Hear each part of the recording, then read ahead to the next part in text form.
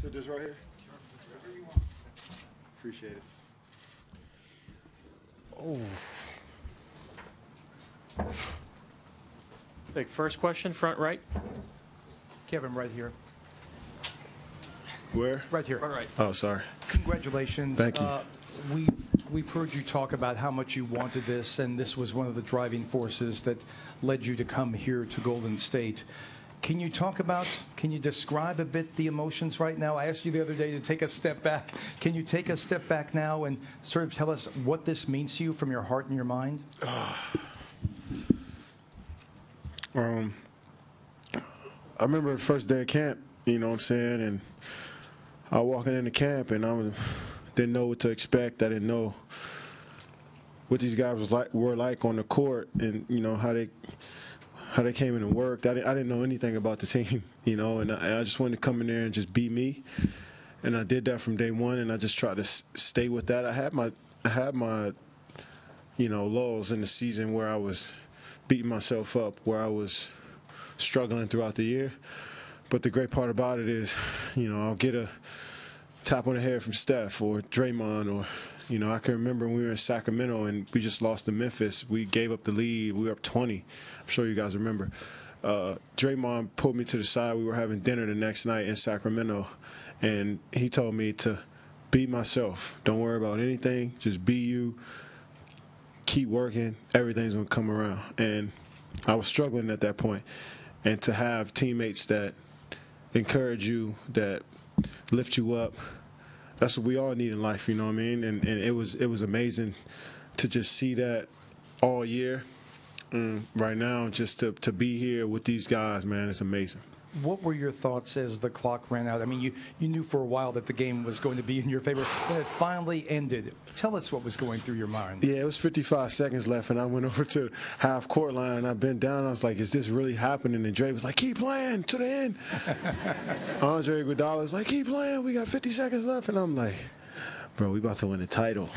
And, you know, so I just tried to stay in the moment the whole series, and I think that worked for me. I remember plenty of times throughout my career, I continue to just look in the past and look ahead and not stay in the moment. In this series, I just stayed in the moment, and we did it together, man, without the whole team, man. You gotta, man, what about Patrick McCaw tonight? What about Zaza Pachulia to start the game? He was amazing. What about Stephen Curry after not having a great game in Game 4, came out tonight and played like a big dog? 15 free throws, 10 assists, 34 points. You know what I'm saying? I don't say what you want about him, but he played like a big dog all series. And so to do that as a group, he calls us a super team. Andre Iguodala with 20 off the bench. They call us a super team, but there's been a lot of super teams that hasn't worked. And we came together and we continue to just believe in each other, and we sacrificed, and we champs now. Mark on the left. Mark Spears, ESPN's Undefeated. Kevin, you said you thank a lot of your teammates, but what about the people behind the scenes, your mom and dad, Rich, Tom? How much do those people help you get through these seasons? Just like I said, just the encouragement every single day. You know, just the belief that I can do whatever I want in life, not just basketball, everything. And so I carried that all season. You know, especially when I made the decision, and you hear so much chatter about what I should do. To have Rich, Tom, my brother, my mom, my dad, all my friends just continue to just pour into me, you know, just pour into me every single day. You know, people that you probably won't even meet in your life, you know, poured into me. John Gray, Carl Lentz, Adam Harrington, just to shout out a few names. Just everybody, just from, you know, so many people poured into me every single day. And I just tried to, you know, continue to keep grinding and let them know that it doesn't, you know, it doesn't go in vain. I'm working, and I believe, and, you know, just every day, man, I'm just grinding and believing in myself that I can make this happen, and to do it feels great. And to follow everything you went through, whether it was the knee or people talking, trolling, whatever, what was the toughest challenge?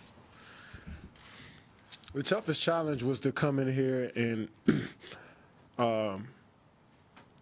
see how I can help Steph get better, how I can help Clay get better, Draymond, Sean Livingston, Andre Iguodala, JaVale McGee, the whole team. Just see how I can help them get better. That was more important to me than anything.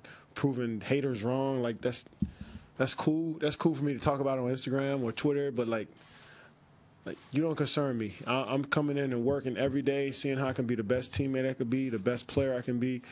You can talk about whatever you want to talk about, but nobody comes in and cares about the game or loves the game as much as I do or works as hard as I do at the basketball game. You can talk about whatever happens on outside, but inside those lines, I come to bring it every day. I work hard. I believe in myself. I believe in the game. I respect the game. I love the game.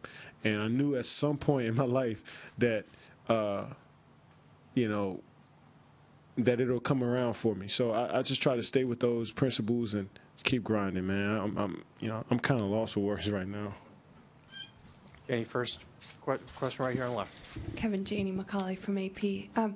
Going back to day one with Steph and just how he showed his support of you and coming in, and then even to your shooting contest that built camaraderie and fueled you guys competitively. Yeah. How much did his support mean through this year?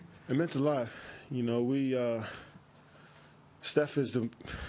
I never seen nobody like him. I told him last night. I said, when you play with force, like I've never seen a player like you before. And he played with force tonight.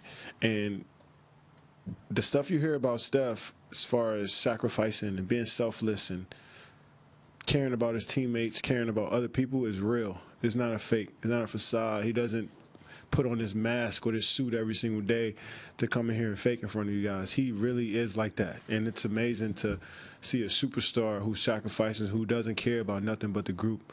And he obviously wants to play well. He obviously wants to show who he is because he's competitive, but it's all about the group. So when I asked him, like, yo, you want to work out?